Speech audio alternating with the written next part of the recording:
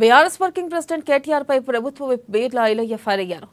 కేటీఆర్ నల్గొండలో రైతు ధర్నా అని కామెడీ షో నిర్వహించారని ఎద్దేవా చేశారు. నల్గొండలో రైతు ధర్నా అట్టర్ ఫ్లాప్ అయిందని, ధర్నాకు ఆ పార్టీ కార్యకర్తలు కూడా మద్దతు తెలపలేదన్నారు. నల్గొండను అభివృద్ధి పదంలో తీర్చిదిద్దుతున్న మంత్రులు ఉత్తమ్ కుమార్ రెడ్డి, కోమటిరెడ్డి వెంకటరెడ్డి గురించి మాట్లాడి నైతిక హక్కు కేటీఆర్కు లేదన్నారు. ఇక కేటీఆర్ జైలుకు పోవడం ఖాయం తెలిసి ముసలి కన్నీరు కారుస్తూ రైతులను వాడుకోవాలని కేటీఆర్ చూస్తున్నాడని ఆగ్రహం వ్యక్తం చేశారు.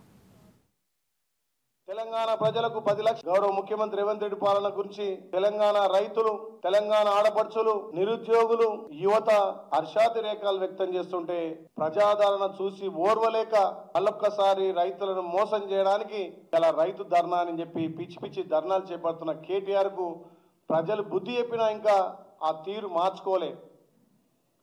ఎలక్షన్ల ముందు మేము హామీలు అంటున్నాం. మేము గెలిచిన 2వ రోజు నుంచే మహిళలకు పెద్దపీట వేసిన ఉచిత ఆర్టీసీ ఇచ్చినాం. తెలంగాణ ప్రజలకు 10 లక్షల ఆరోగ్యశ్రీ ఇచ్చినాం. 500కే గ్యాస్ ఇస్తున్నాం. ప్రతి పేద కుటుంబానికి 200 యూనిట్ల ఉచిత విద్యుత్ ఇస్తున్నాం. అదే రకంగా మా రైతన్నలకు రైతు భరోసా ఇస్తున్నాం.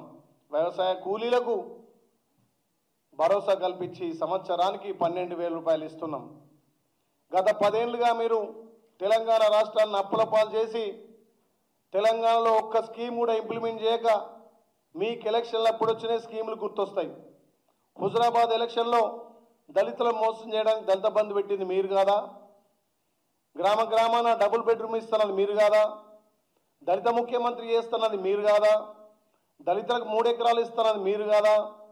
ఇంటికో ఉద్యోగం అని ఇస్తున్నది మీరు కాదా?